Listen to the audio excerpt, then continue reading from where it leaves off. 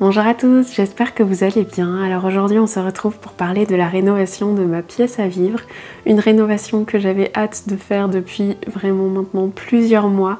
Si vous n'avez pas vu la vidéo où on rénove la cuisine, je vous avais un petit peu expliqué, mais on a eu des gros soucis avec notre entrepreneur qui a commencé les travaux et ne les a jamais terminés. Voilà, si vous voulez en savoir plus, je vous invite à aller voir le début de cette vidéo où je vous explique vraiment tout.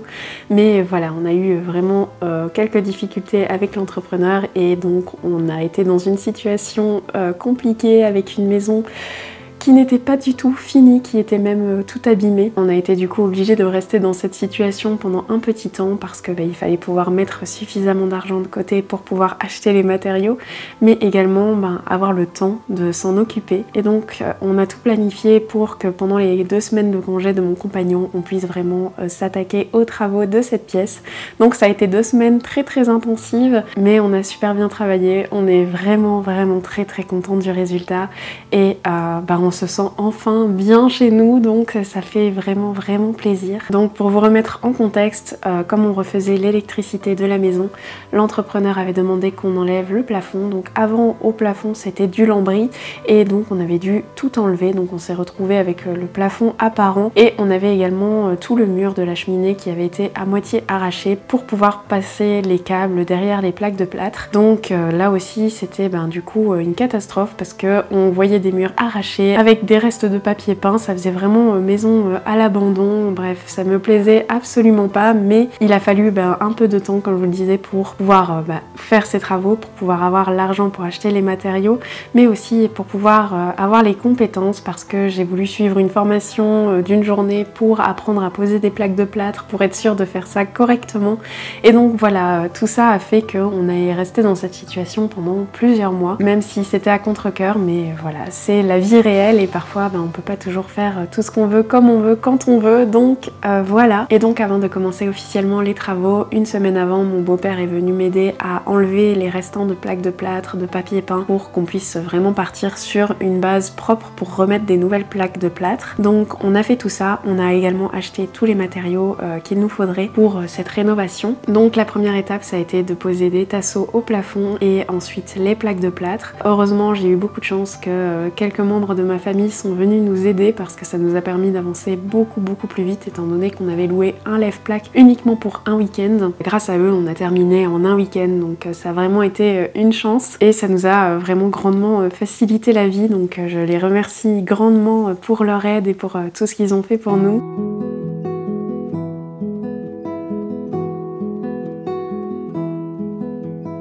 Une fois qu'on a eu terminé de poser les plaques de plâtre, il a fallu faire les joints entre les plaques pour avoir quelque chose de lisse et de propre. J'ai suivi pour ça les conseils que j'ai eus dans ma formation pour le faire. Évidemment, vous allez le voir si vous êtes professionnel, on a fait une technique qui est une technique amateur que le professeur que j'ai eu nous a recommandé, mais c'est pas du tout une technique de professionnel. Et d'ailleurs, là aussi, heureusement que mon beau-père est venu nous aider parce que sans lui, je pense qu'on n'aurait jamais eu un résultat aussi propre, aussi net et aussi rapide.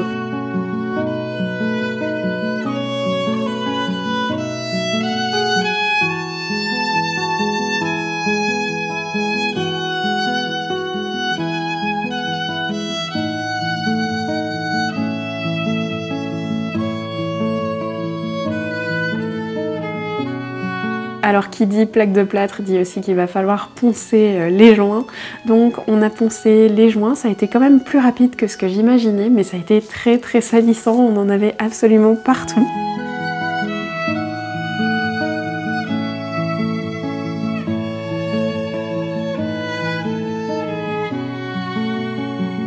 J'ai profité qu'on était dans la phase enduit et ponçage pour également appliquer un enduit sur les murs. Donc tous les murs étaient recouverts d'une toile de verre et je n'aimais pas vraiment le relief que ça donnait cette toile de verre. Donc je me suis dit que j'allais tenter un enduit que j'avais pu voir passer grâce à TikTok. Et donc j'ai appliqué cet enduit sur tous les murs et honnêtement c'était vraiment facile à faire et c'est une activité que j'ai pas mal aimée. J'ai trouvé ça très sympa. Alors normalement il recommande de faire 2 couches pour que vraiment on ne voit absolument vraiment plus aucun défaut et que les murs soient parfaitement lisses, j'ai fait une deuxième couche sur un des murs et en faisant ma couche, je trouvais que le résultat était totalement différent. J'avais l'impression que ça faisait plein de bulles et que ça faisait pire que mieux. Donc j'ai un petit peu paniqué et je me suis dit bon, je vais faire ce mur-là, je vais le finir et on verra ce que ça donne. Et donc je n'ai fait que 2 couches sur ce mur-là, le reste je n'ai fait qu'une seule couche. J'aurais dû faire 2 couches je pense partout pour vraiment avoir un résultat beaucoup plus lisse, mais ça me convient très bien comme ça. Je pense que ça nous aurait fait un gros travail de ponçage à cause du fait qu'on avait plein de bulles qui venaient se faire dans l'enduit. Je sais pas pourquoi, parce que c'était exactement le même enduit, mais sur la deuxième couche il n'a pas réagi de la même façon. C'est pas parfaitement lisse, mais c'est déjà beaucoup mieux et j'en suis vraiment très contente.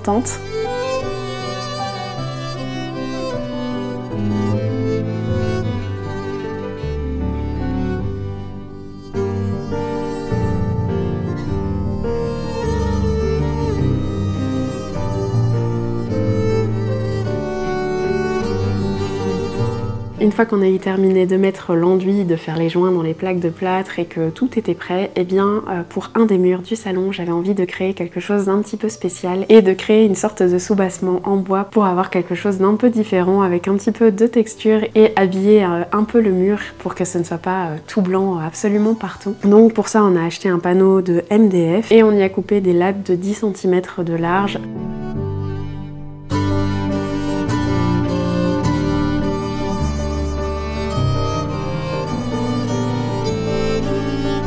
On est venu les coller directement au mur avec une colle spéciale pour ça.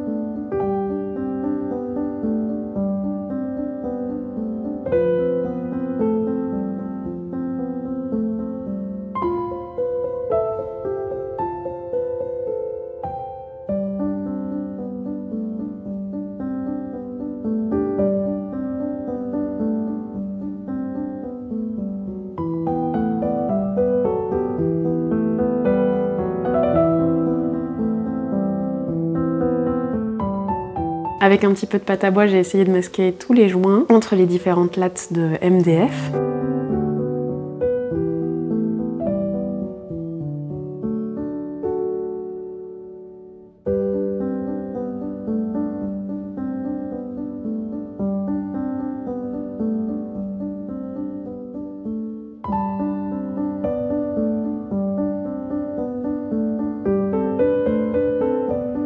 Et une fois que c'était fait et que c'était sec, on a pu s'attaquer à la peinture. Donc pour ça, on a d'abord appliqué une sous-couche de peinture. Et je remercie mon beau-père d'être venu nous aider une nouvelle fois pour ça, parce qu'il est venu nous aider avec son pistolet à peinture. Il a pu appliquer la peinture très rapidement. Et ça a été du coup très rapide et avec un très bon résultat. Donc ça nous a beaucoup aidé.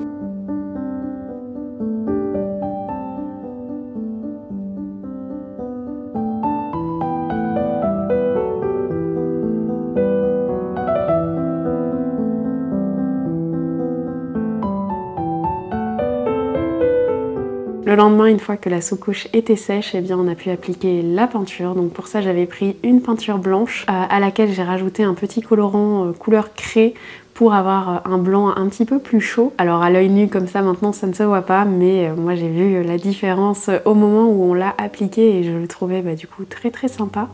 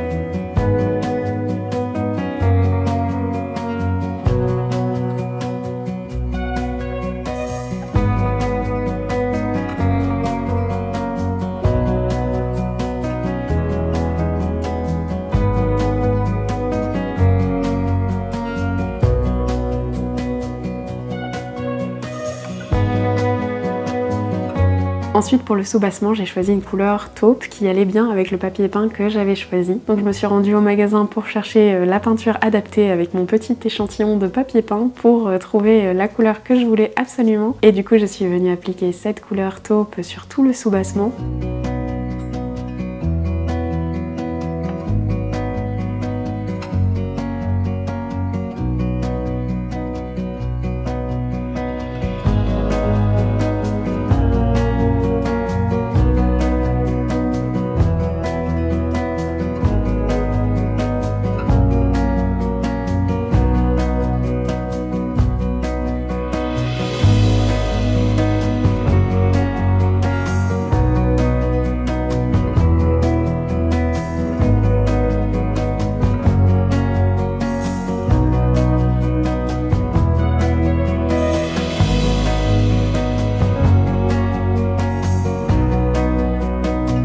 Et j'en ai profité pour également repeindre tout ce qui était porte, fenêtre et le mur en lambris qui sépare les deux pièces. J'avais un peu peur au départ que ça fasse trop de fois cette couleur un peu partout et que ça fasse peut-être trop matchy-matchy, mais finalement le résultat me plaît beaucoup, j'aime beaucoup la couleur. Elle est très sobre et ça reste quand même assez lumineux. C'est exactement ce que je voulais pour cette pièce, essayer d'y apporter plus de lumière, donc voilà, c'était assez important pour moi que ce soit très lumineux, très blanc, mais je voulais quand même apporter une touche de couleur et de chaleur dans cette pièce, donc je suis vraiment contente de ce résultat.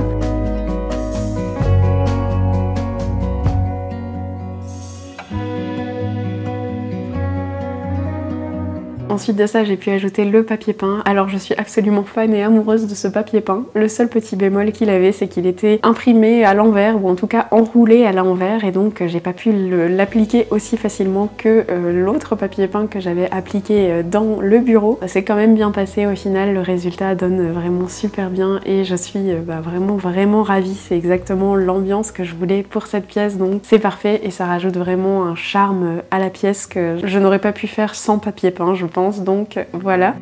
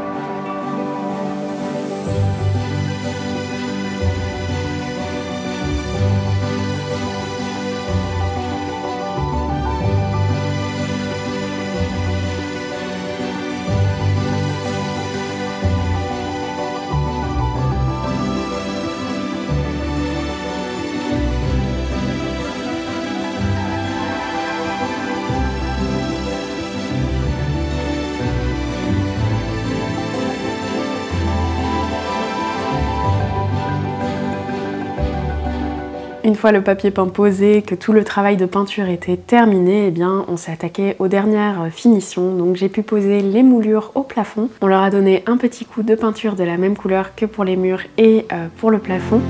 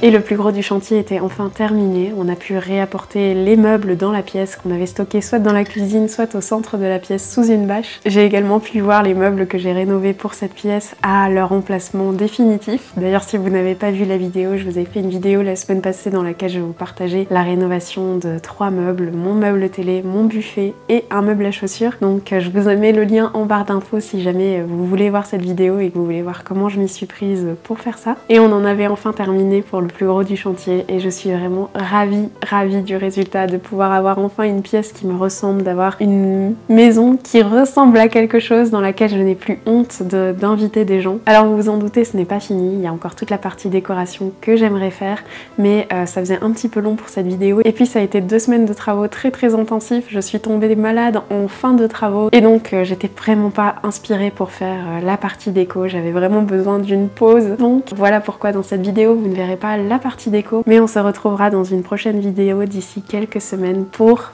pouvoir apporter une touche plus personnelle et plus de charme encore à cette pièce avec toute la décoration. Donc j'espère que je vous y retrouverai et en attendant j'espère que cette première partie de la vidéo vous a plu, que l'ambiance que j'ai déjà réussi à créer vous plaît. N'hésitez pas à me dire ce que vous en pensez en commentaire, mais en tout cas moi je suis absolument ravie, je me sens vraiment super bien ici. Et comme d'habitude, si vous avez des questions sur la moindre chose que je n'aurais peut-être pas suffisamment bien expliqué, eh bien n'hésitez pas non plus à me le demander en commentaire, je me ferai un plaisir de vous répondre. Et puis moi je vous dis à très bientôt pour la suite de la décoration de cette pièce et en attendant je vous fais une tonne de bisous.